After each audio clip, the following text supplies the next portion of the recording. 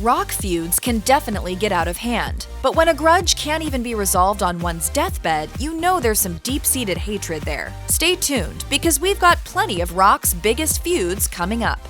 Pink Floyd hit its commercial zenith with its mammoth tour for the 1979 album The Wall. However, it was also during that tour that tensions between bassist-singer Roger Waters, who wrote the bulk of the double concept album, and guitarist David Gilmour had deteriorated to the point that Waters parted ways with the band. Gilmour told Consequence Roger was a bit of a megalomaniac. In 1986, Waters unsuccessfully sued to prevent his former band from using the Pink Floyd name, calling them, quote, a spent force creatively. Gilmour and Waters were subsequently able to set aside their differences for reunion concerts on special occasions. However, their relationship can best be characterized as mutual animosity that has only grown nastier over the years. Discussing his bandmates' ongoing feud, Pink Floyd drummer Nick Mason told Rolling Stone in 2018, "I think it's really disappointing that these rather elderly gentlemen are still at loggerheads." In 2020, Waters recorded a YouTube video complaining that Gilmour had banned him from promoting any of his solo projects on the Pink Floyd social media channels and its website. He griped, "I think he thinks that because I left the band in 1985,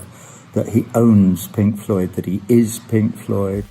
Despite a name that sounded more like a law firm than a rock band, Crosby, Stills, Nash & Young remain one of rock's preeminent supergroups. But don't expect them to ever play together again, as both Neil Young and Graham Nash have long-standing feuds with David Crosby. For Young, the problem stems from some comments Crosby made after the former ended his 36-year marriage and began dating actor Daryl Hannah, now his wife. In 2014, Crosby described Hannah to the Idaho Statesman as, quote, a purely poisonous predator. Years later, Crosby told The Guardian that he bears full responsibility for creating the rift, saying, "Neil has got a genuine beef. I did say something bad about his girlfriend. Okay, he can be mad at me. That's all right." Crosby even offered an apology during a visit to the Howard Stern show, saying, "I was completely out of line. I have screwed up massively." But Young didn't seem to accept the apology, telling Stern that a CSNY reunion would never happen. And even if they settled their beef, Nash also has a bone to pick with Crosby. In a 2015 interview with Dutch magazine Lust for Life, Nash laid it all out. "I don't like David Crosby right now. He's been awful for me the last 2 years. Just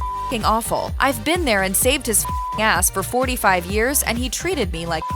Nash had more to say in a 2016 interview with Billboard. "There will never be another Crosby, Stills, and Nash record or show. Right now, I don't want anything to do with Crosby at all. It's just that simple." Crosby, however, claimed that he had his own gripes with Nash, telling The Guardian, "He gave the impression of looking after me, but apparently that was all just trying to keep the money coming. But there you go, I'm not going to talk to him. I don't want to talk to him. I'm not happy with him at all."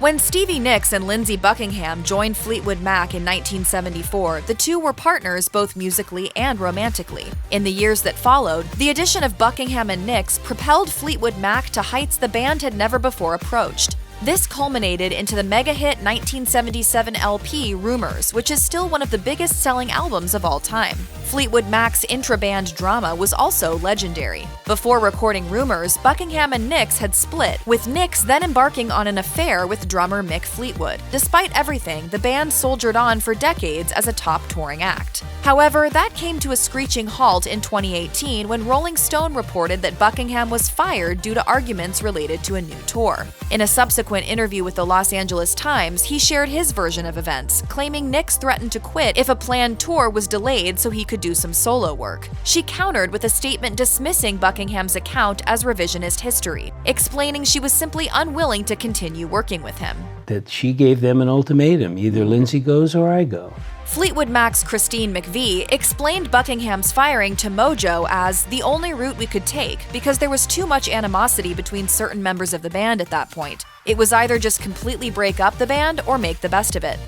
Skid Row was among the hottest heavy metal acts of the late 1980s, but the band's story took a dramatic turn in 1996 when frontman Sebastian Bach was fired. Bach told legendary rock interviews that tensions between him and his bandmates were already high when the singer told the rest of the group that he didn't like some new songs they sent him and subsequently refused to sing them. As guitarist Scott Hill revealed on another FN podcast, the final straw was when Bach allegedly left a vicious voicemail for guitarist Dave the Snake Sabo. Sabo reportedly responded by saying, "You know what? I'm not going to be in a band with you anymore." According to Hill, reuniting with Bach was out of the question. He insisted that he and the other band members didn't want to mess up the good vibes they had by bringing back a loose cannon like Bach. Meanwhile, Skid Row bassist Rachel Bolan told the Chuck Shoot podcast he hadn't seen Bach in years and had no problem with that. "I wouldn't say we were friends, we were bandmates." Speaking with Billboard in 2019, Bach admitted the reason he hadn't spoken with any of his former bandmates in more than 20 years was that he knew they weren't too fond of him. However, he held the door open for a reunion and insisted he held no grudges. "Unlike them, it is physically and mentally impossible for me to be mad at somebody for so long, 23 years.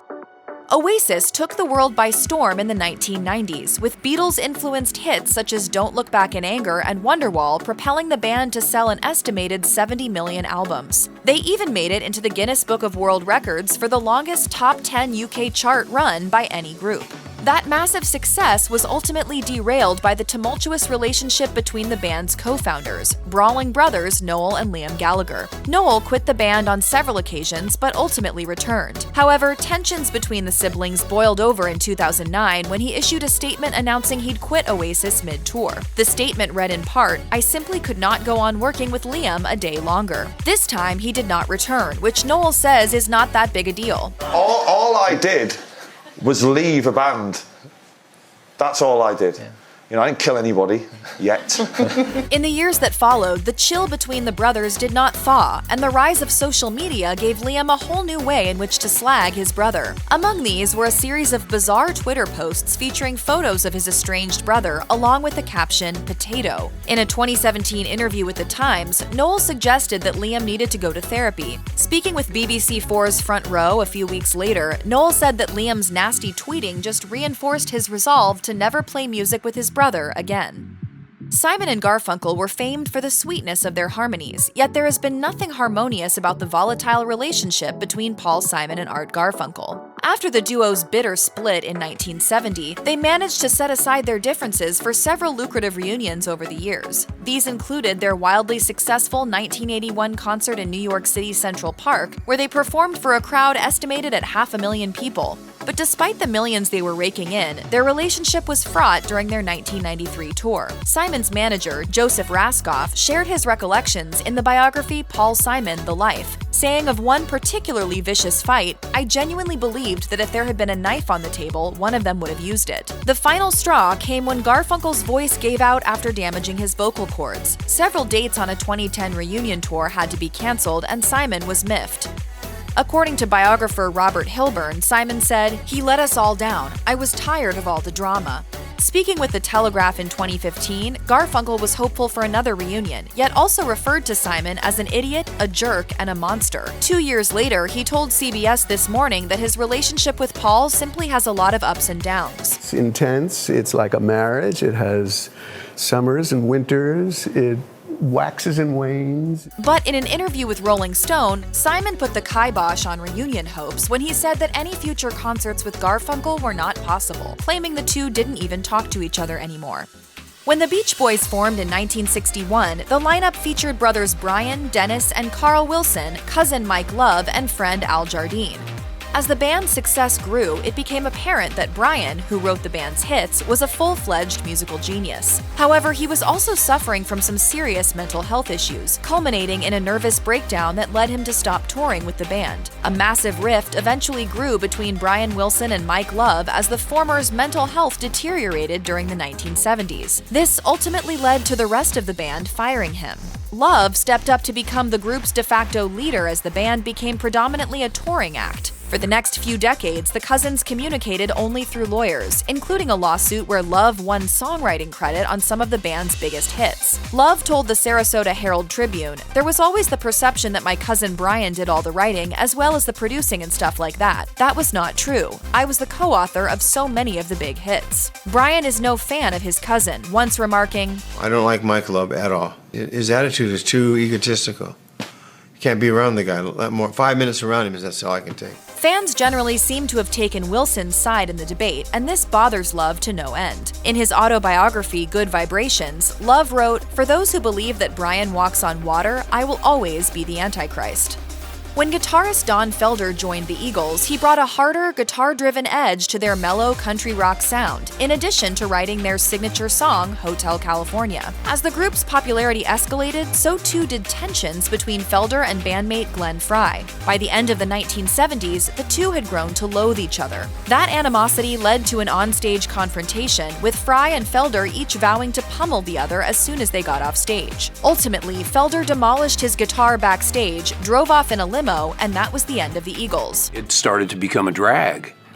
You know, it was like the Eagles became this sort of albatross. The band reunited in 1994 for their aptly titled Hell Freezes Over tour and continued to both perform live and make records. But in February 2001, Felder was fired for undisclosed reasons. He fought back with a wrongful termination lawsuit that also attempted to dissolve the Eagles as a business entity, alleging that both Frey and bandmate Don Henley were consumed by uncontrollable greed. Felder's suit was eventually settled, with the terms remaining confidential. Still, after Frey's death in 2016, Felder told AP he felt unbelievable sorrow upon hearing the news. "I had always hoped somewhere along the line he and I would have dinner together, talking about old times and letting it go with a handshake and a hug."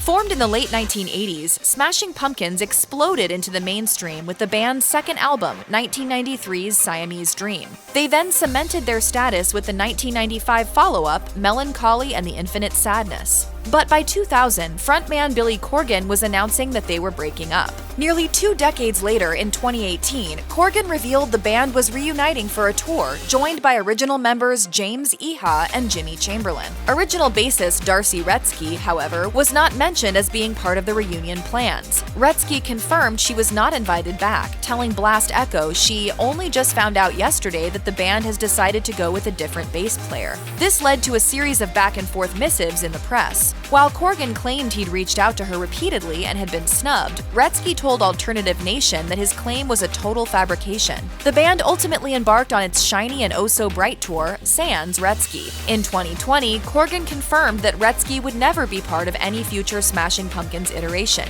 He told Premier Guitar, "Darcy, that's a dead end. That's what I always tell people. She made it very clear that the bridge is burned." With their fire-spewing stage antics and instantly identifiable kabuki-style face paint, Kiss exploded onto the rock scene in the 1970s. While the band's membership has fluctuated significantly over the years, bass player Gene Simmons and rhythm guitarist Paul Stanley have remained the hard-rocking backbone of the outfit. As fans well know, the original lineup featured Stanley and Simmons alongside lead guitarist Ace Frehley and drummer Peter Criss. Criss was famously fired in 1980 after what Stanley characterized as a series of drug-fueled clashes with Simmons and Stanley. Frehley then parted ways with the band in 1982. Both musicians were rehired in 2000, not as full-fledged band members, mind you, but as salaried sidemen. Then, in 2003, Criss returned for more shows, but Frehley was gone once again. As Simmons explained in a 2019 interview with Guitar World, firing the two original members repeatedly wasn't personal. Ace and Peter have gotten 3 chances. They were in and out of the band, fired 3 times. For drugs, alcohol, bad behavior, being unprofessional, all the cliches are cliches. According to Simmons, the two just weren't doing their share of the work. He added, "You can't be in a car with 2 flat tires. They're never going to be in Kiss again." When Zayn Malik left One Direction in 2015, it preceded a still ongoing hiatus that's seen all of the group's members launch solo careers. While Malik's bandmates initially responded with tears and claims of being deeply saddened, it wasn't long before the rancor eventually spilled out, and most of that rancor went in One Direction. That's because Malik has repeatedly made negative comments about his former 1D bandmates, both individually and collectively. Months after his exit, for example, Malik told Fader that One Direction's music was, quote, generic as He then told Apple Music's Beats One that he actually never wanted to be in the band in the first place. In a subsequent interview with Capital FM host Dave Barry, Malik admitted that he and 1D's Louis Tomlinson weren't friends, yet he also complained to NME that he hadn't heard from anybody in the band. Years later, Malik was still griping about his ex-bandmates. In 2017, for instance, he told Us Weekly, "To be honest, I never really spoke to Harry Styles even when I was in the band, so I didn't really expect that much of a relationship with him." Then, in 2018, he told GQ, "I didn't really make any friends from the band. I just didn't do it." Interviewed by British Vogue, Malik also alluded to stuff bandmates said after his departure. Snide things, small things that I would never have expected. On the other hand, Niall Horan told The Sun in 2020 that it was all more or less on Zayn, saying that Malik had his own reasons for leaving. Horan added, "He never really spoke to us much afterwards." One of rock's nastiest band breakups was that of Creedence Clearwater Revival, a group known for such hits as Fortunate Son and Proud Mary. When the band dissolved in the early 1970s, frontman and principal songwriter Tom Fogerty was dismayed to discover that he didn't own the rights to their songs. Instead, it was the band's label, Fantasy Records, that legally owned everything. Even more disturbing was that Fogerty's brother and former bandmate, Tom Fogerty, sided with Fantasy owner Saul Zaentz in the dispute. As a result, the brothers battled for decades as a flurry of lawsuits were filed, with John frustrated to be prohibited from performing any of the Creedence hits that he wrote and sang. When he was finally freed from the shackles of his Fantasy Records deal, he released his first solo album in a decade, 1985's Center Field. This led to a lawsuit from Zaentz, who claimed that John's single, The Old Man Down the Road, was a ripoff of CCR's 1970 hit Run Through the Jungle. John told The Guardian, "In 1988, I had to go through a plagiarism trial where I was sued for sounding like myself, and people tell me this was unprecedented."